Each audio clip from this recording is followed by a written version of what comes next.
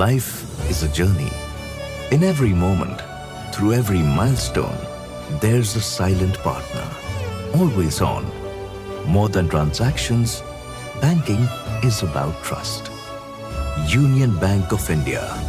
Banking that is always on for you. Good morning, LS. Welcome to our Sportstar podcast on some great spells of Indian cricket. And your spells, many of them do figure, but we'll talk about your Bombay Test match and the subsequent spell at Delhi, which unfortunately India lost. So, thank you very much for joining us. Good morning to you and good morning to everybody. It's a pleasure being there. Thank you very much. So, to begin with, how do you look back at the initial stages of your career? I mean, being hammered in the West Indies in your first Test match, bowling alongside Mr. Venkat Raghavan, who was your roommate on the tour, and then coming back so strongly at Mumbai.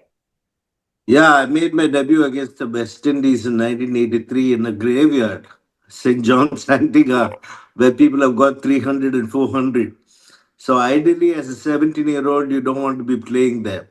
The best thing would have been best thing for Indian cricket and for me and my career to be a little longer would have been a debut test series against England. However, that was gone. And before this particular Mumbai test match, there was a game in Ahmedabad where India under 25 played England in a 3-day game. And Sunil Gavaskar told Ravi Shastri, the captain of the India under 25 team, to have a look and tell him, get back to him how is bowling. Because England have an history of not playing leg spinners very well. So Gavaskar told Shastri, and Shastri just told me that I will give you a very small spell in the first innings just to get into the game in the India under 25 versus England game. So in the second innings, I'll give the ball in your hand. You can bowl as long as you want. So the first innings in Ahmedabad, I just bowled 7 overs, got the wicket of Richard Ellison. But in the, did I say second innings? Uh, cut and patch. Well, coming back to the Ahmedabad test, coming back to the Ahmedabad 3-day game, I bowled just the 1 over in the first innings and got the wicket of Richard Ellison. But in the second innings, Ravi gave me the ball and I bowled one, and I think I bowled 24 overs, 25 runs, and 4 wickets. So Ravi passed on the message to Gavaskar saying that he's bowling extremely well and the England batters are struggling against him. So you can pick him for the Mumbai test. That's how I got into the Mumbai test match team. And that was a great test match as far as I was concerned. And also for India, because India hadn't won a test match for a long, long time, whether at home or away. So this was, I think, a win after about 6 years or more. So the Mumbai Test match going in there, I was mentally prepared to do well because after the West Indies debut, it was almost a year and a half till I got back into the Indian side. And from 17, I was 19, more mature and more thoughtful, more effective as a bowler at that point in time. So I was confident of doing well. LS, would you say that you were pushed into Test cricket a bit too early and bowling against some of the best batsmen in world cricket that time? Viv Richards, Gordon Greenidge, Haynes, Lloyd. Yeah, absolutely. I think 17, even I'll include Maninder Singh also in that. Because Maninder also made his debut at the age of 17 against a strong Pakistan team in Pakistan. And I made my debut at St. John's, which is known as a batting paradise. And I think at the age of 17, playing against the best test team ever, I would say that 1983 test team of the West Indies was the best ever in the history of the game. So having made my debut there, I think was a bad move. It would have been better for both Maninder and myself had we played the England series together. We would have lasted much longer and probably given Indian cricket a lot more, and personally would have achieved a lot more. And LS, even the circumstances leading up to the Bombay Test match, it used to be called Bombay then. I mean, Mrs. Gandhi's assassination, the series was almost not there, and then going into that test match with so much happening, and a diplomat was shot dead in Mumbai, if you Yeah, remember. yeah, that was quite sad, and it was kind of well managed by Raj Singh Nagarpur, who was the manager of that team. So he made sure that the team did not feel any pressure, and he was quite confident the test match will go underway. And Raj Singh, in fact, took us to a Chinese restaurant on the eve of the test match to keep everybody calm and cool. And it was, we were staying at the Taj in Mumbai, Bombay then, like you mentioned. So he made us all very comfortable and very proactive and made sure that we stayed in a positive frame of mind and focused on the test match more than the unfortunate happenings that happened at that point of time. Alice, are you fond of Chinese stuff? Because I normally see you eating curd rice. Yeah, curd rice once a week. But I do love Chinese food, although I'm a vegetarian right now. But at that point in time, I would sometimes have chicken or something. But it was probably the best Chinese restaurant in Bombay. And we had a terrific meal, all quiet, and went to bed. And the match started the next day. So it was all very focused at that point in time. So, Alice, looking back, I mean, I've got these figures 6 for 64 and 6 for 117 in the two innings. India won the test match.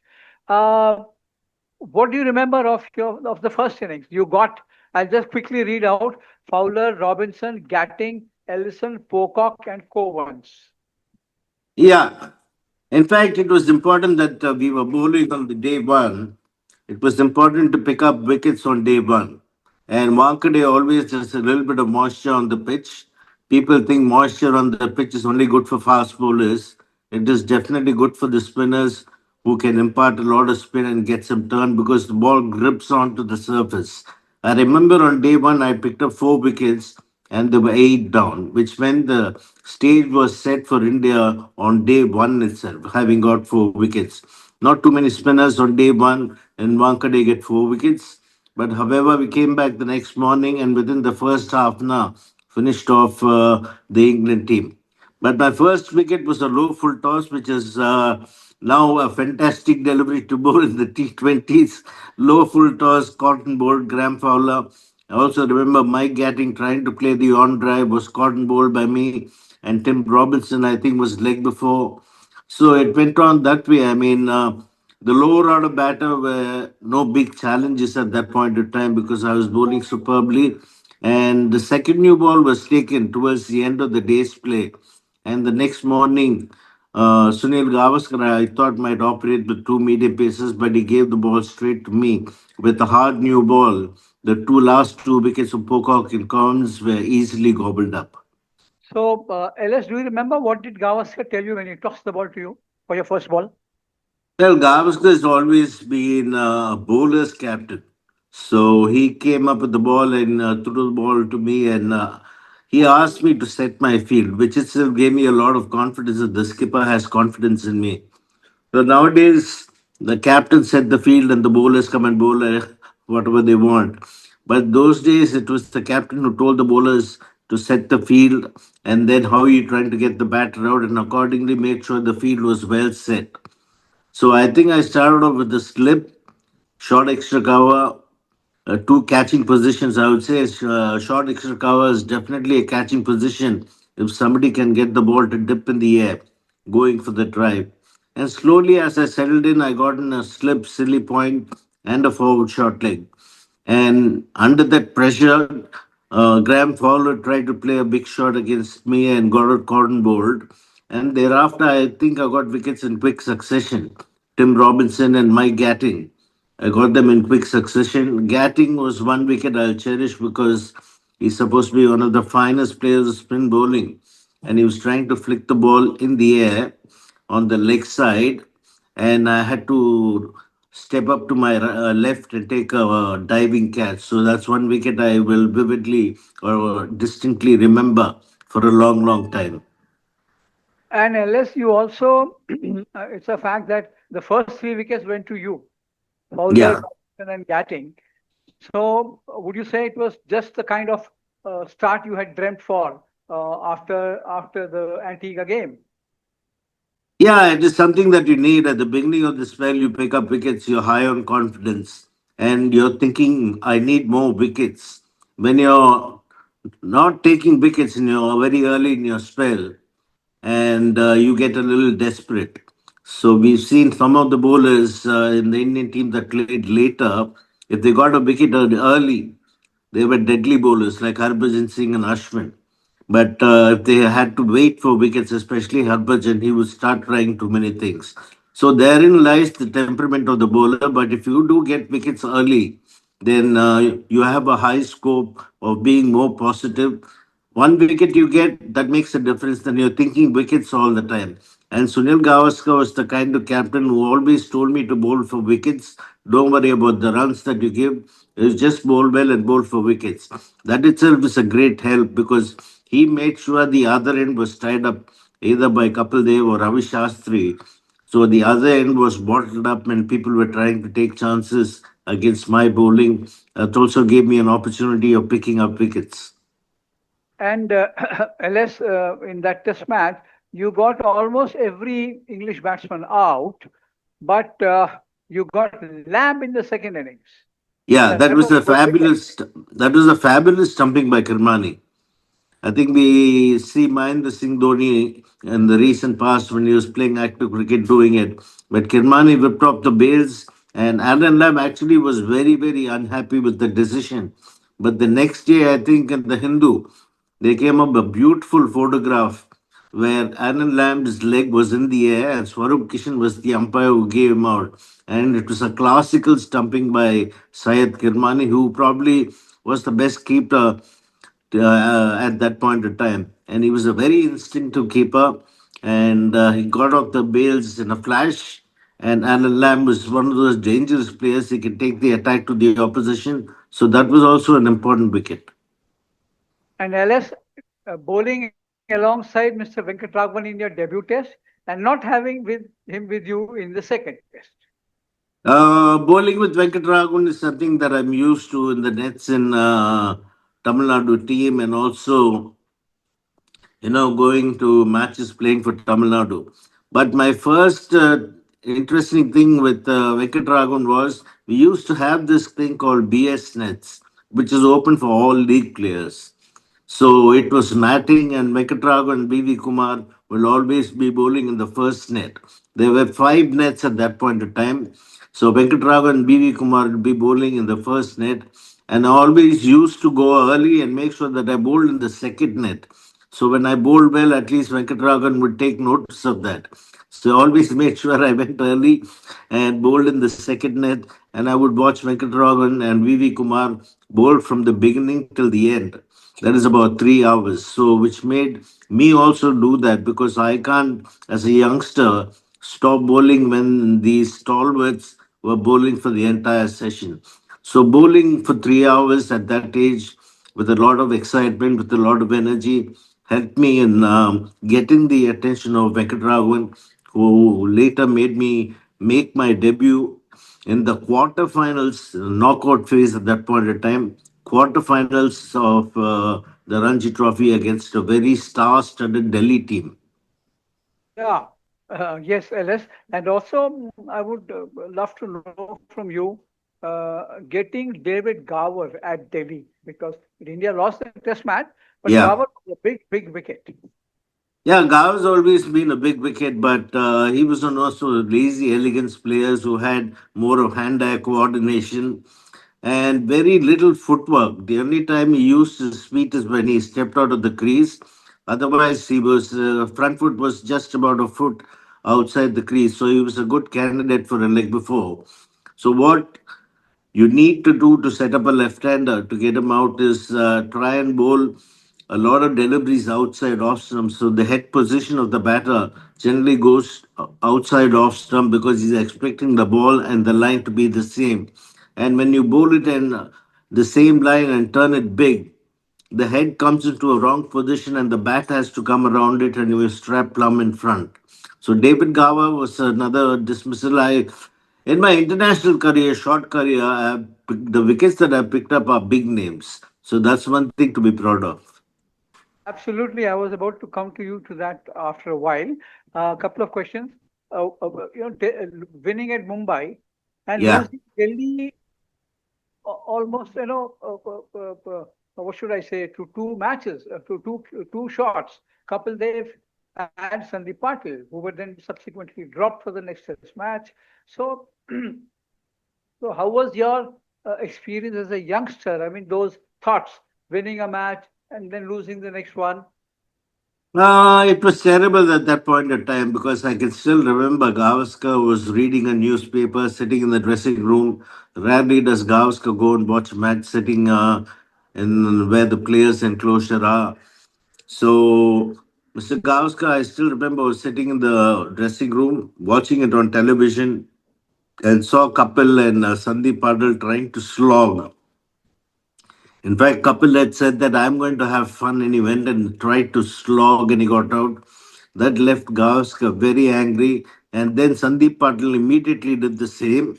From all of a sudden, when the test match was heading for a draw, easy draw, these two people just threw their wickets away, and suddenly England came back into the game.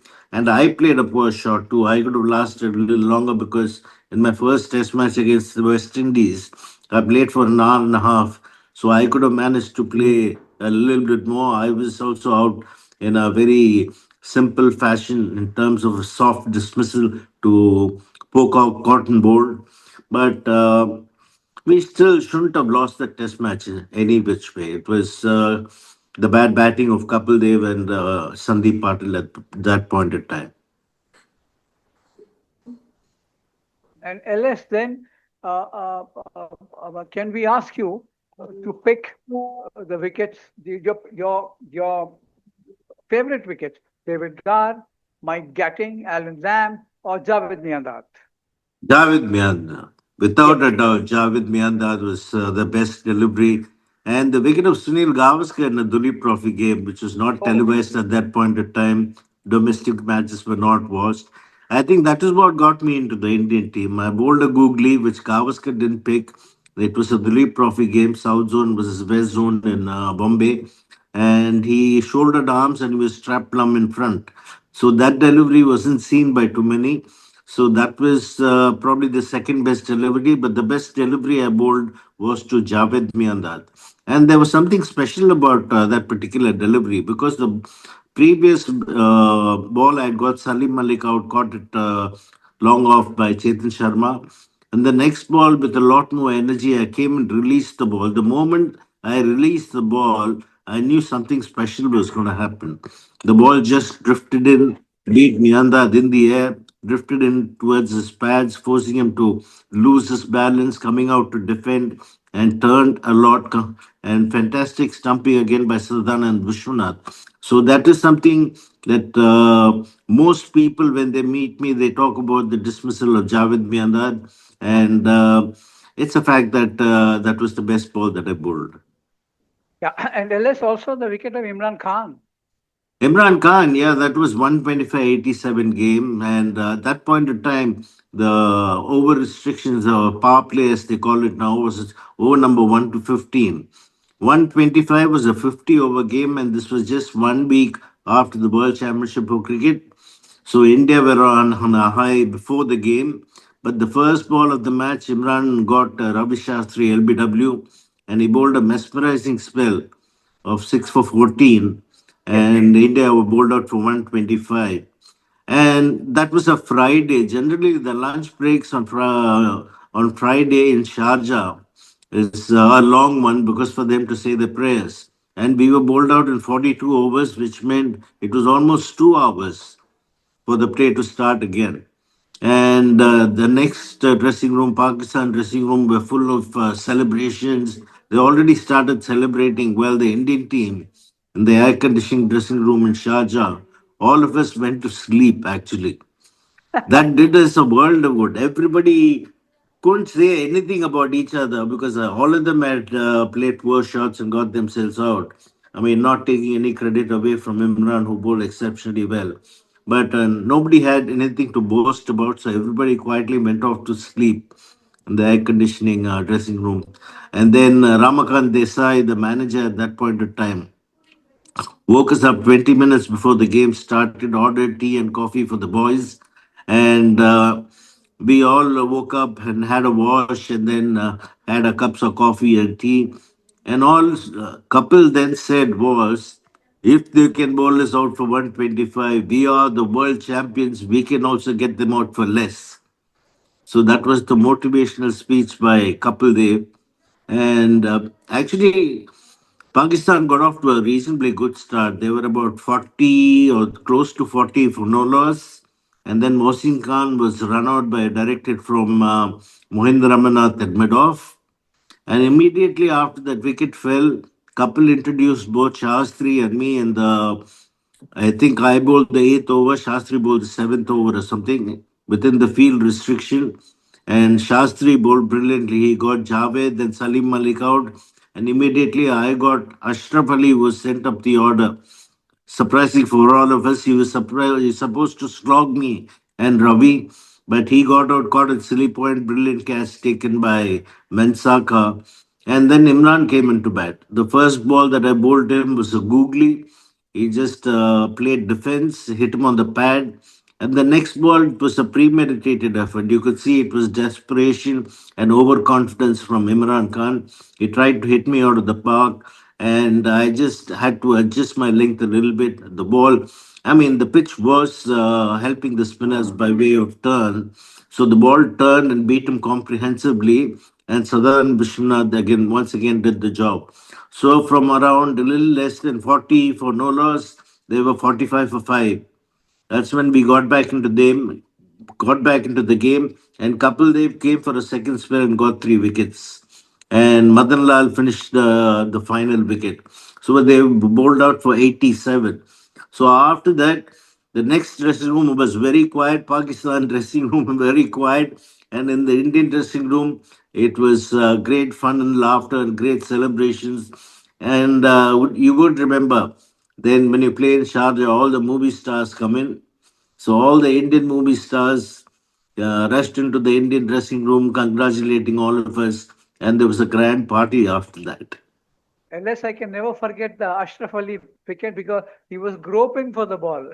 Yeah, I mean, if the pitch is turning and bouncing, then at that point in time, the way I was bowling, you could literally say that I could get a wicket any ball.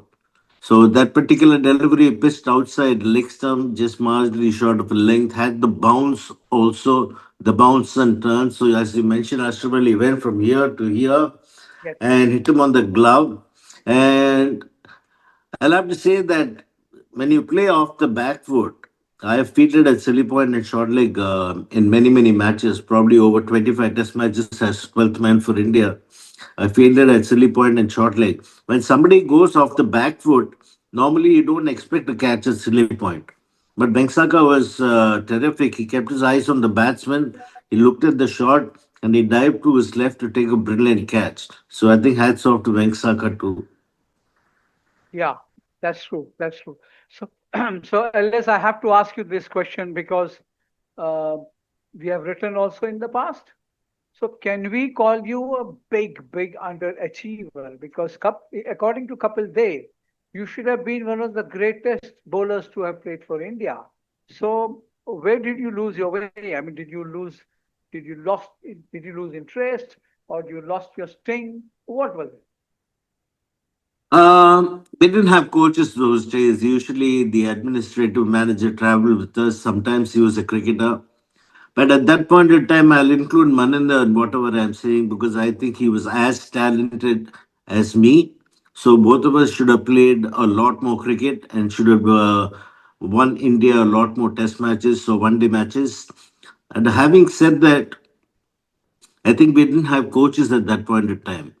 And we were 17 each when we first got into the Indian team. And it was an age where we were growing.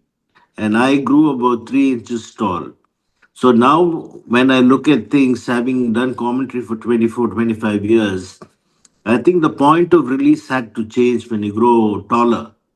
The point of release, if it was 5 foot 4 inches, 5 feet 5 inches, is one particular point where you deliver near the ear. So when you grew taller by 3 inches, That particular point of delivery had to change because I had to deliver it a little later because I had grown taller. But I was releasing the ball from the same spot because it had become a habit, having been 5'4" for a long time since I got into the India under 19 team at the age of 14. And suddenly, when I grew up 4 inches, technically I could analyze. If I could have analyzed, now that having done 25 years of TV and looking at the mm, biomechanics of bowling, I can say that if I or somebody had guided me that I had to release the ball a little late because I was bowling a lot of full tosses. I wasn't bowling short balls. I was bowling a lot of full tosses. So the technical error had to be corrected. On the other hand, those days, if you bowled a good ball, they say very well bowled. If you bowled a bad ball, they say all nasty things. So even in the nets, but if you found something wrong, how do you correct? Nobody at that point in time had the thought of how to technically correct somebody, whether it was bowling, batting, or fielding. Fielding probably yes, because Kapil Dev was there. He was athletic. He was a natural sports person. No matter what sport he took, he was outstanding. And Kapil Dev would probably tell us about outfielding.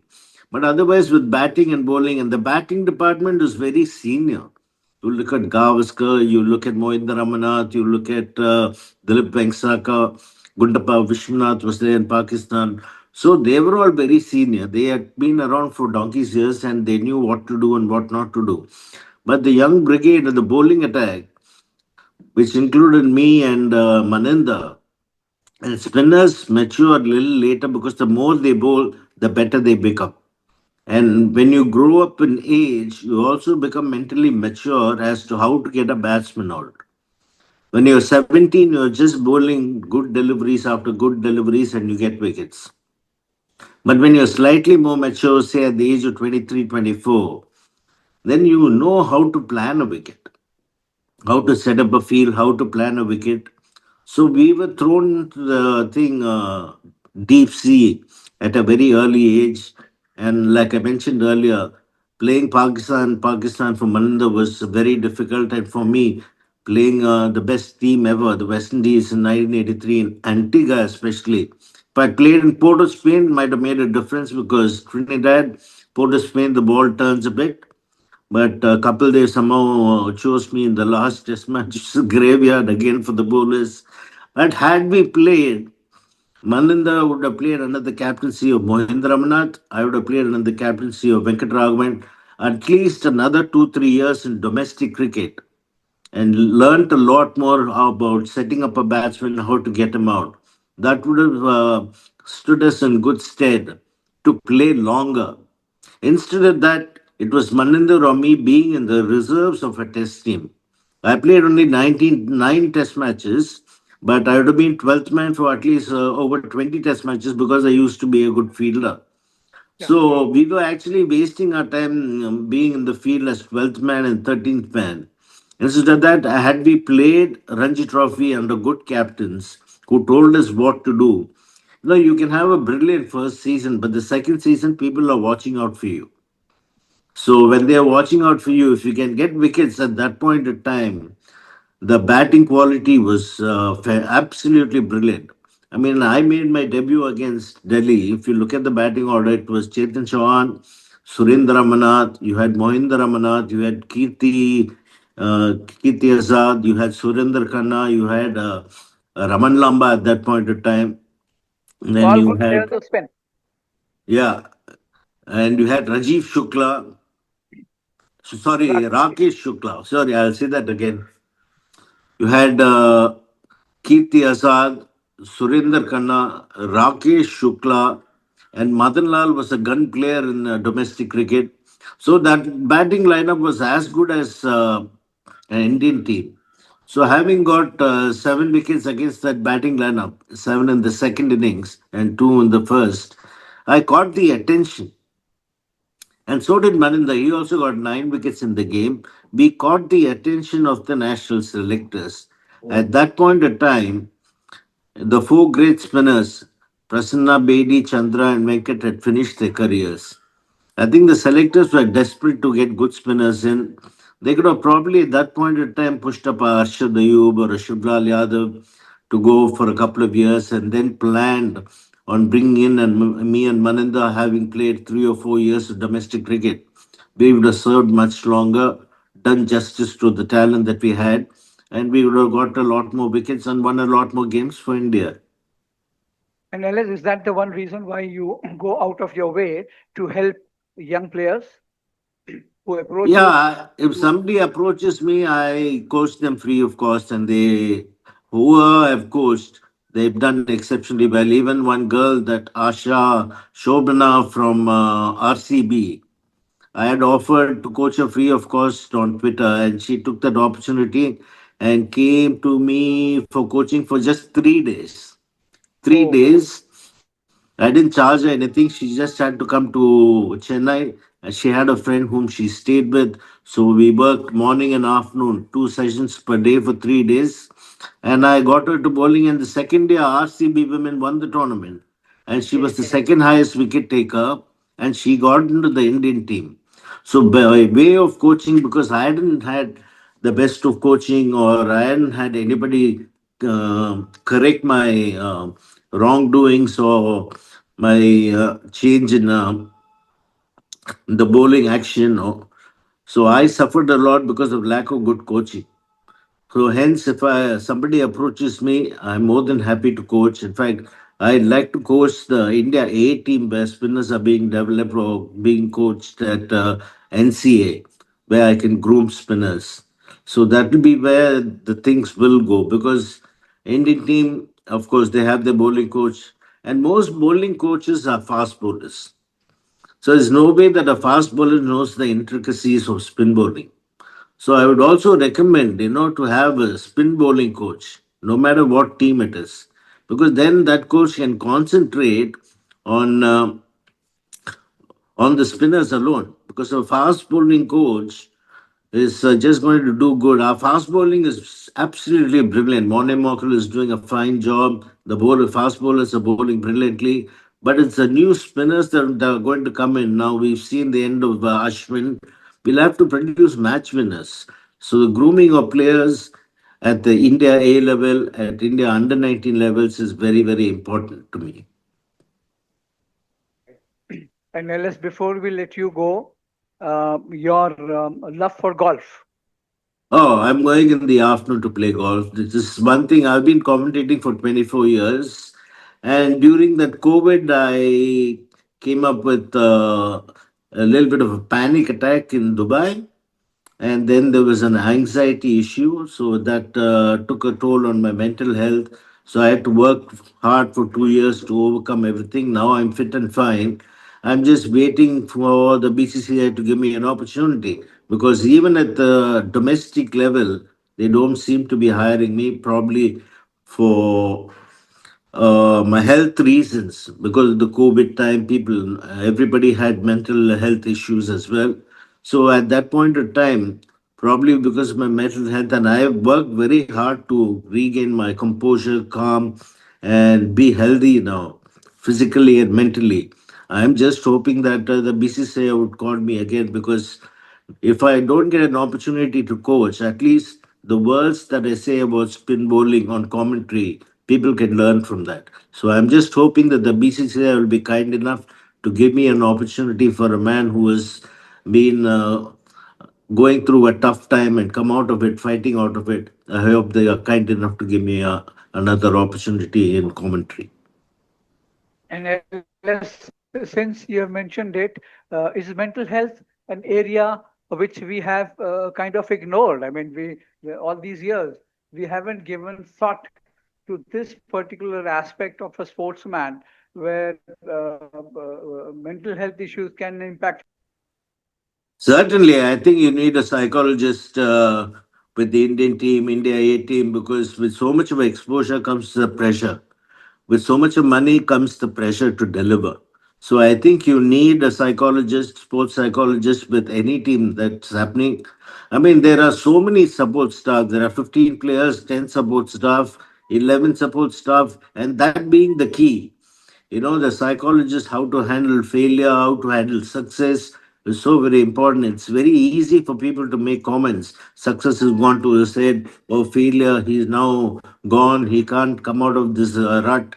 So all these things are being said, but is anybody thinking about a person that can help you with your success, can help you with your failures, and also help you stay grounded and positive enough to be able to go into every match as your first match with that sense of belief and enthusiasm to do really well. I think a psychologist and mental health of all the cricketers need to be looked on. Generally, even the general public would have suffered from mental health issues after COVID, but not too many people know about it because they are not in the limelight.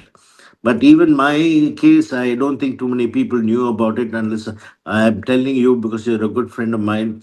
So 2 years, last year and a half, I haven't got any commentary stints, but now I'm fit and fine to go.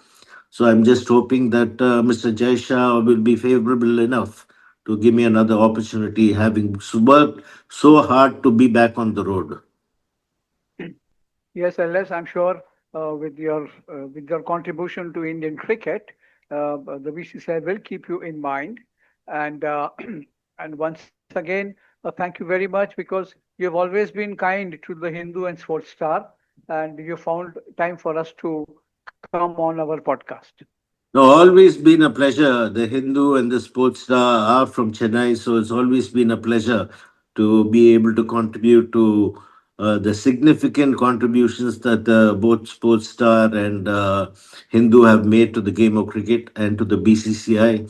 I am only urging that you keep on going, keep good health, keep contributing more because we believe that we are friends. Now there is the journalist and the cricketer, the professional cricketer, they maintain a distance.